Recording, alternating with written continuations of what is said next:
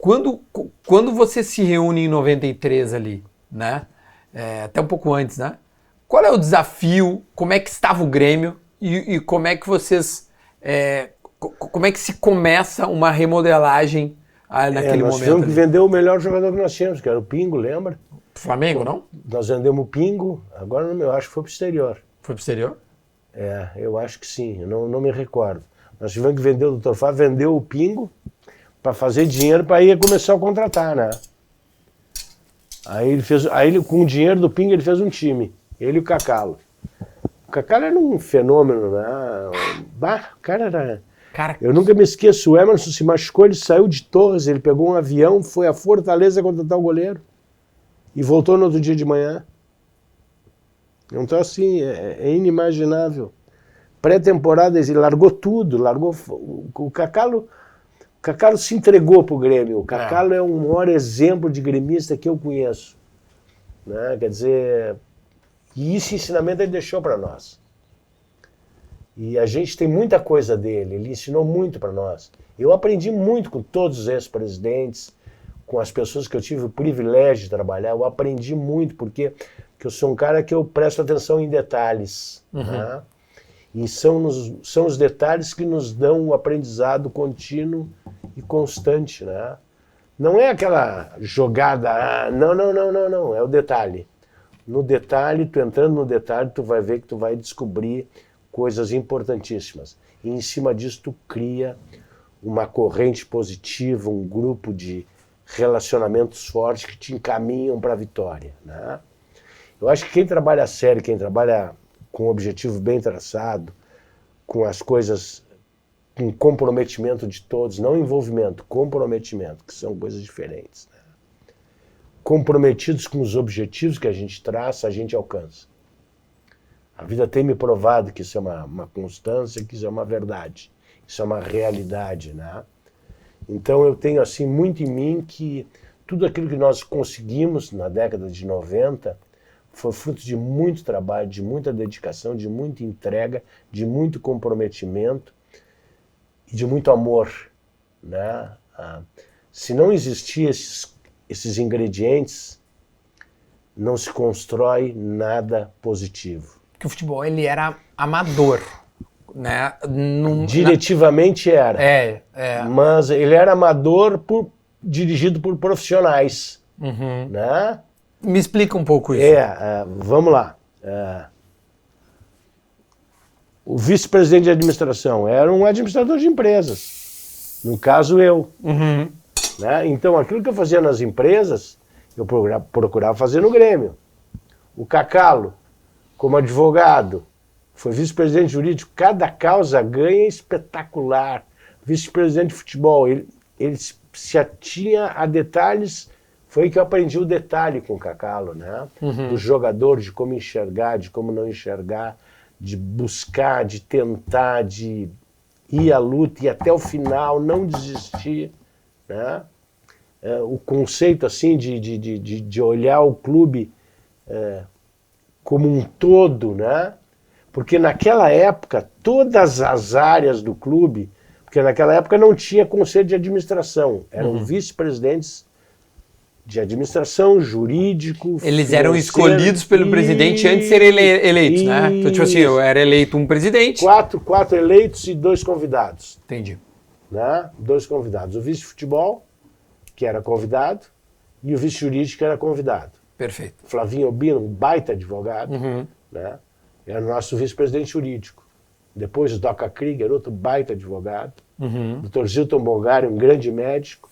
Félix Peter, um empresário. E eu, um executivo de empresas, né? Na administração. Né? Isso na gestão do Dr. Fábio. Né? Então cada um de nós dava um pouquinho, né? Dava um pouquinho do nosso conhecimento em prol do clube que a gente ama.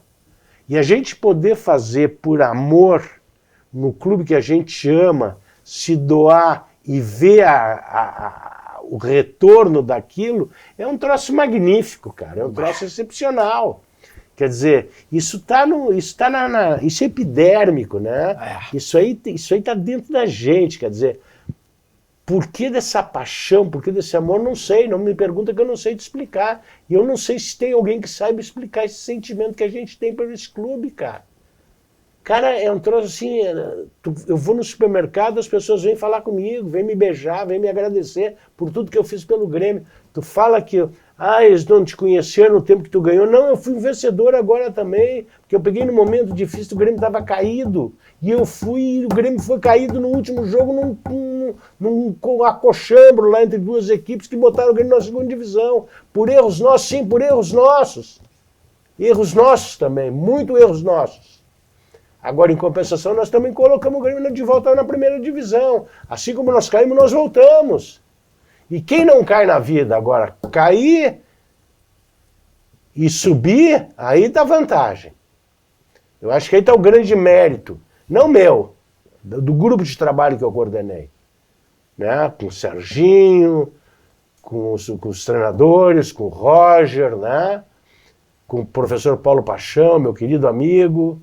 O Roger foi o nosso jogador durante 10 anos, convivi com ele diuturnamente, meu amigão, que quando eu fui para o Grêmio tentei levá-lo, mas ele não trabalhava em 2 clubes no mesmo ano, já tinha trabalhado naquele ano, não aceitou a minha proposta. Nem a minha, quando eu fui, que já tinha contratado o Wagner Mancini. Já tinha tentou levar o Roger para o Grêmio em 21? Tentei levar, liguei para ele antes de assumir, antes de aceitar o convite do Romildo. Porque eu não sabia que o Romildo já tinha contratado o Wagner Mancini. Não sei se foi o Romildo, né? Foi o Romildo. Porque no fim é tudo o presidente, né? Claro. Foi o Romildo que contratou, ou alguém dele, da direção, né? Mas eu não fui. E o contrato dele começava em setembro e terminava em dezembro de 22. E em fevereiro de 22 eu demiti o Mancini por entender que ele não estava de acordo com aquilo que eu esperava. Mas eu lembro que tu veio aqui e eu te disse, renovar, não sei se tu pois é, não sei o quê. Mas eu tinha que dar uma oportunidade para ele, porque ele pegou uma bomba que nem eu. E eu queria ver ele em situações normais, com uma pré-temporada. Aí quando eu vi 2, 3 jogos, eu vi que não ia dar, e aí eu tomei a decisão. Tu entendeu que é a melhor que era forma. melhor trocar. Aí tu te arrepende de ter mantido ou tu manteria ele de novo? Com o contexto da época. Agora é fácil falar, né? Na época, porque a gente já sabe o final. Já sabe o final, mas agora eu acho que não sei, eu te diria assim, eu acho que nós incorremos numa série de erros e depois começamos a consertá-los, né? Quando eu consegui trazer o Roger, porque depois do jogo Grêmio Juventude, na noite eu tomei a decisão, comuniquei ao Romildo. Eu lembro. No outro dia eu tomei a decisão, liguei para o Roger, depois de demitir o Wagner, e fui direto na casa do Roger, quando dei o Roger. Outro dia o Roger foi para Frederico Westphalen, eu fui para São Paulo, nós nos encontramos em São Paulo, num programa da Disney. Da Bola da Vez. Bola da Vez, e de lá eu fui para Chapecó, de Chapecó de avião, e de Chapecó eu fui de carro para Frederico Westphalen, para ver um jogo Grêmio e União Frederiquense. Foi uma das maiores vergonhas que eu passei como dirigente. Perdi para a União Frederiquense, 2-1. Uma coisa horrorosa. E lá o Roger me disse no intervalo do jogo, tem um jogador que é um fenômeno, esse Bitelo. Era o Bitelo. Era o Bitelinho.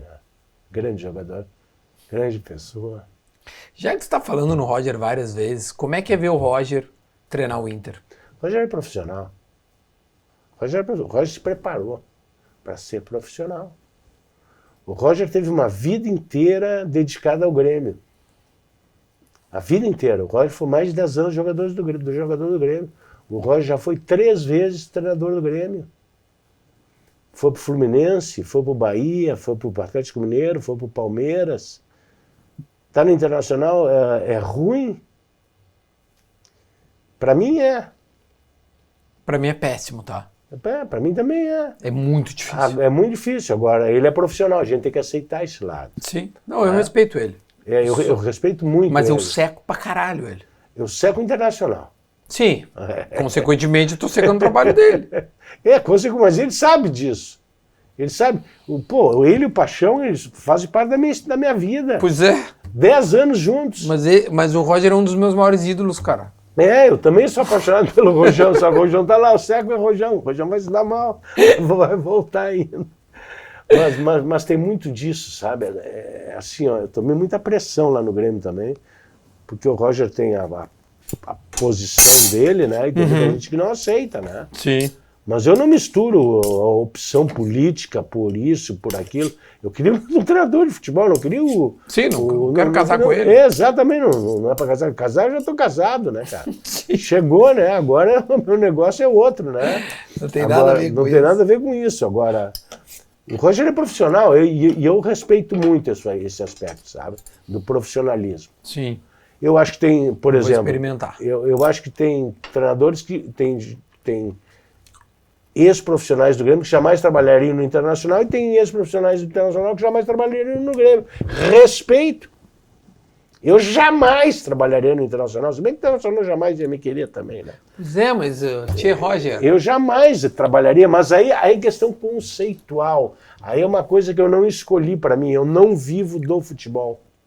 Né? Eu não vivo do futebol, a minha família, o Roger vive do futebol. Sem dúvida. E ele estudou, ele se preparou para chegar onde ele chegou, tá me entendendo? Então tudo isso aí vem ao encontro daquilo que eu estou te colocando.